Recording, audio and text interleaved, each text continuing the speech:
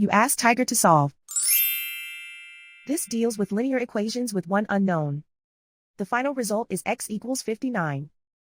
Let's solve it step by step. Group all x terms on the left side of the equation. Subtract 3x from both sides. Group like terms. Simplify the arithmetic.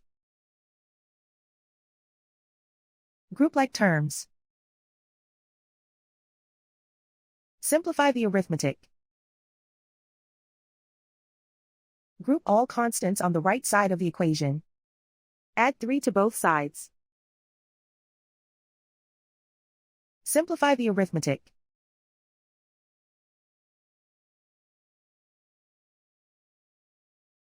Convert the x into a positive number. Multiply both sides by -1. Remove the ones. Simplify the arithmetic. And so the final result is x equals 59.